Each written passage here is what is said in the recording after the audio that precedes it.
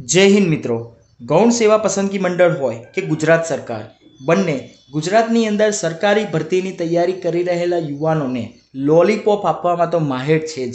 તેવામાં ફરી એકવાર તારીખ 30/9/2024ને સોમવારના રોજ જ્યારે આપણા સમાજના કેટલાક અગ્રણીઓ અને સંસ્થાઓના અગ્રણી તેમજ વિદ્યાર્થીઓ જ્યારે મુખ્યમંત્રી સાહેબ સાથે અને ગૌણ સેવાના અધ્યક્ષ કમલ દયાણી સર સાથે મિટિંગ કરવા ગયા ત્યારે તેમની સૌથી પ્રથમ માંગણી એ જ હતી કે સીસીઈ પ્રિલિમ્સ 2024નું પરિણામ જીપીએસસી પ્રમાણે એટલે કે કેટેગરીના 7 ગણા પ્રમાણે બનાવવામાં આવે।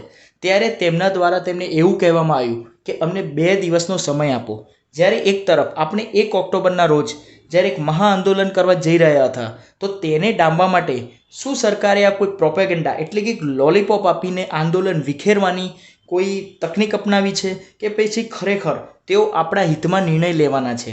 જ્યાં સુધી રહી આંદોલનની વાત, તો આંદોલન અત્યારે મોકૂફ રાખવામાં આવ્યું છે અને તેનું કારણ એ છે કે જે વડીલો એટલે કે સમાજના અગ્રણીઓ આપણી માંગણી લઈને ગયા હતા તેમને કહ્યું કે અમારું માનીને 2 દિવસ હજુ રાહ જોઈ લો, તો ફરીથી 2 દિવસ આપણે રાહ જોવાની છે અને જો 2 દિવસ પછી આપણા હિતમાં નિર્ણય નથી આવતો તે સમાજના તમામ અગ્રણીઓ આપણને આપણા આંદોલનમાં સાથ આપશે। એટલે કે ગુજરાતમાં અત્યાર સુધી ના થયું હોય તેવું મોટું આંદોલન ન્યાય માટે વિદ્યાર્થીઓ કરી શકે છે। તો જોવું એ જ રહ્યું કે હવે શું થશે।